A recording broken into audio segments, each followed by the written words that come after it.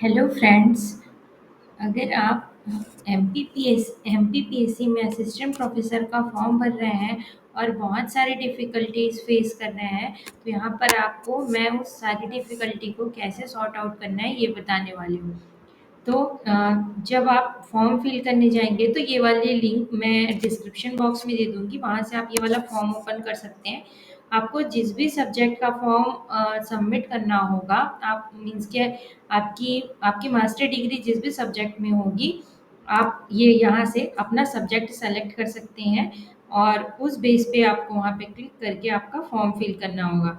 तो जैसे मैं यहाँ पे कंप्यूटर साइंस का फॉर्म फिल करना चाहती हूँ, तो एक्शन के फर्स्ट वाले, क्योंकि फर्स्ट वाला एप्लीकेशन फॉर्म है, देन सेकंड वाला पे फॉर अनपेड एप्लीकेशन फॉर्म है। तो फर्स्टली हमको एप्लीकेशन फॉर्म कंप्लीट करना होगा, तो यहाँ पे क्लिक करते हैं। और जब तक आप मैं घोषणा करती हूँ कि या करता हूँ कि इस पे क्लिक नहीं करेंगे और ये वाला जब तक आप ये वाला ऑप्शन पे मीन्स ये वाला जो भी एडवर्टाइजमेंट है इस पे आप क्लिक नहीं करेंगे, तब तक आप ये वाला फॉर्म कंप्लीट नहीं कर सकते। और जैसे अब मैंने ओपन कर लिया, तो अब मैं स्क्रॉल करके जब नीचे जाऊंगी तो यहाँ पे एक और बटन है आई एक्सेप्ट, यहाँ क्लिक करने पे फॉर्म ओपन हो जाएगा। अब जब फॉर्म ओपन हो गया तो आपको स्टेप बाय स्टेप आप कौन से सब्जेक्ट के लिए फिल करना चाहते हैं। बाय डिफॉल्ट आपने क्योंकि assistant professor for computer science पे क्लिक किया था, इसलिए बाय डिफॉल्ट ये शो कर रहा है। आप जिस भी सब्जेक्ट से सेलेक्ट करेंगे यहाँ पे वो शो करेगा। फिर आपको यहाँ पे अपने पीजी का सब्जेक्ट सेलेक्ट करना है, जैसे कंप्यूटर साइंस हो गया। फिर यहाँ पे लिखा है क्या अभ्यर्थी स्नातकोत्तर में अनुग्राहक मीन्स के ग्रेस मार्क के साथ उत्तीर्ण हुआ है, नहीं। अगर आपने ग्रेस से किया तो यस करेंगे, अदरवाइज नो पे क्लिक करेंगे। और आपको यहाँ पे स्टेप बाय स्टेप सारे अपने फर्स्ट नेम मिडिल नेम, अगर यहाँ फर्स्ट नेम फिल करेंगे, मिडिल नेम फिल करेंगे, लास्ट नेम फिल करेंगे। अगर मिडिल नेम नहीं है तो वैसे ये मैंडेटरी नहीं है और सरनेम भी मैंडेटरी नहीं है, तो आप ये दोनों ब्लैंक छोड़ सकते हैं। आपको अपने 10th की मार्कशीट के अकॉर्डिंग ये सारे फील्ड कंप्लीट करने हैं। फिर मेल फीमेल पे टिक करना है और अपना date of birth DD four times Y के फॉर्मेट में यहाँ पे एंटर करना है और वो ऑटोमेटिकली कैलकुलेट हो जाएगी आपकी एज। और यहाँ पे आपको फादर्स नेम लिखना है और मदर्स नेम लिखना है। फिर यहाँ पे आपको विवाह से संबंधित विवरण पे क्या आप मैरिड है अनमैरिड है, इस पे क्लिक करेंगे। जैसे ही आप यहाँ पे नो क्लिक करेंगे, बाकी सारे पति पत्नी के नाम ये सारे ऑटोमेटिकली क्लोज हो जाएंगे और आपसे वो ऑप्शन या उस पे कोई भी आपको डेटा फिल ही नहीं करना है। क्या आप मध्य प्रदेश के मूल निवासी हैं, है तो यस पे टिक करेंगे, तो आपको ये सारे ऑप्शन ओपन शो होंगे। बट अगर मैं नो पे क्लिक करती हूँ तो मैं बाय डिफॉल्ट अनरिजर्व से ही फॉर्म फिल कर पाऊंगी यहाँ पे। और फिर क्रीमी लेयर वाला भी ऑप्शन यहाँ पे हाइड हो जाएगा।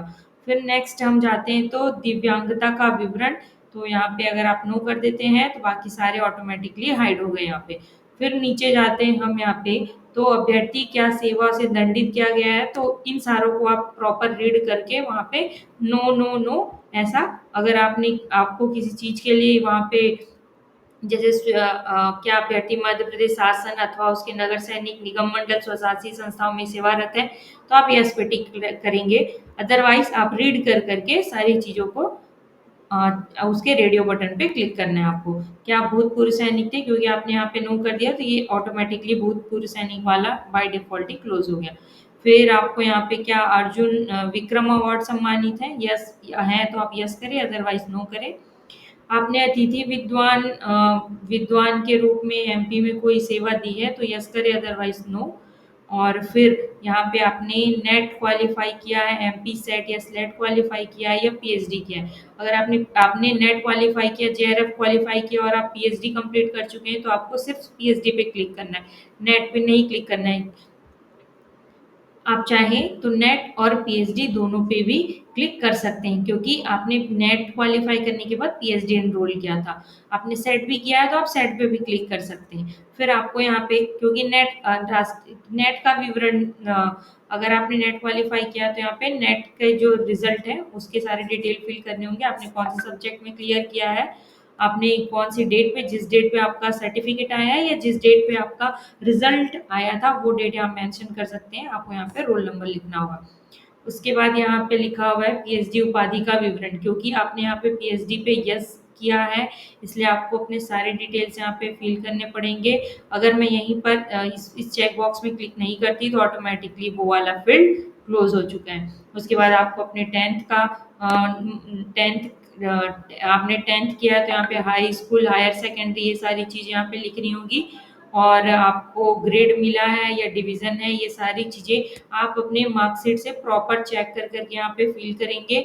और जो आपका रोल नंबर है वो सारा कुछ यहाँ पे कंप्लीट करेंगे। जैसे ही आप ये कंप्लीट करेंगे, इस चेक बॉक्स पे आपको क्लिक करना है। देन आपको अपना प्रेफ़रेंस देना है कि आप एग्ज़ाम सेंटर कहाँ लेना चाहते हैं। यहाँ पे एमपी के मल्टीपल लोकेशन दिए हुए हैं, भोपाल, चंबल, ग्वालियर, इंदौर। ये आप अपने अकॉर्डिंग ये सेलेक्ट कर सकते हैं। अगर आपके पास कोई एक्सपीरियंस है, क्योंकि हमने वहाँ नो किया है इसलिए हमारे लिए सारे ही बॉक्स हाइड हो चुके हैं। अगर आप यस करेंगे तो ये इन सारों में आपको डेटा फिल करना पड़ेगा।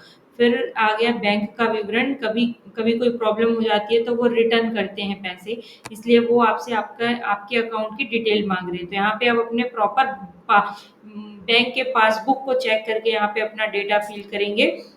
सारे बैंक बैंक का नाम, आईएफएससी कोड, शाखा का नाम, शाखा का कोड। आप क्योंकि इन्होंने लिखा है कि बैंक का अकाउंट आपका होना चाहिए, तो यहाँ पे अपना नाम लिखना है।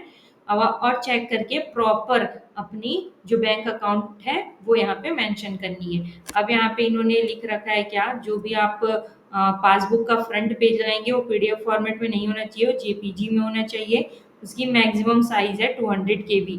सबसे ज़्यादा प्रॉब्लम फॉर्म फिल करते टाइम डेटा अपलोड करने में ही हो रहा है, बाकी सारी चीज़ें सब नॉर्मली कर ले रहे हैं। तो आपको जब फाइल चूज करेंगे तो आप जो फाइल का नेम देंगे उसमें कहीं पर भी स्पेस नहीं होना चाहिए, वहाँ पे अंडरस्कोर भी नहीं होना चाहिए। और ये चेक करना है कि वो जेपीजी फॉर्मेट में है और 200 KB के अंदर है। मैं आपको एक सैंपल दिखाऊंगी कि कैसे मैं बोल रही हूँ कि वहाँ पे फाइल के नेम में स्पेस नहीं होना चाहिए। उसके बाद आपको अपना सारा एड्रेस फिल करना है। अगर आपका वर्तमान पता और स्थायी पता सेम है तो ये दोनों, अगर आप यहाँ पे चेक बॉक्स में क्लिक करेंगे तो ऑटोमेटिकली ये फिल हो जाएगा। अब जब यहाँ पे आप अभ्यर्थी का फोटो लगाते हैं तो यहाँ पे भी साइज उन्होंने फॉर्मेट दिया हुआ है जेपीजी, और 20 KB और 100 KB इन लिमिट के बीच में होना चाहिए। जब आप फाइल चूज करेंगे ऐसे, तो जैसे मैंने लिख रखा है main image, main underscore image लिखूंगी तो भी वो बोलेगा कि फाइल का नेम प्रॉब्लम कर रहा है। इसलिए आपको कभी, जैसे आप लिख रहे हैं, सपोज आपका नाम है अरिहंत, अरिहंत अंडरस्कोर आपका सरनेम सपोज चंद्राकर है, आप लिख रहे हैं Arihant underscore Chandrakar underscore image, तो वो फाइल भी अगर साइज 100 KB के अंदर होगी फिर भी वो फाइल नेम के कारण वो डेटा स्टोर नहीं करेगा। इसलिए आपको जब भी आप फाइल या इमेज या पासबुक या आप साइन अपलोड कर रहे हैं तो आपको ये चेक करना है नेम में कहीं पर भी आपको अंडरस्कोर नहीं रखना है, स्पेस नहीं रखना है। अगर आप इस फॉर्मेट से करेंगे, मीन्स के कोई भी अंडरस्कोर और स्पेस के साथ नहीं करेंगे, तो आपका आपका जो इमेज है वो अपलोड हो जाएगा। तो आपको यहाँ पे शो करता है कि वो जेपीजी फॉर्मेट है या जेपीईजी फॉर्मेट है। अगर आपके पास जेपीईजी फॉर्मेट है तो ऑनलाइन बहुत सारे कन्वर्टर अवेलेबल है, आप उसका यूज़ करके कन्वर्ट कर सकते हैं। और वैसे ही आपको अपना साइन भी यहाँ पे अपलोड करना है। जैसे ही आप अपलोड कर लेंगे, इन चेक बॉक्स पे आप क्लिक कर देंगे।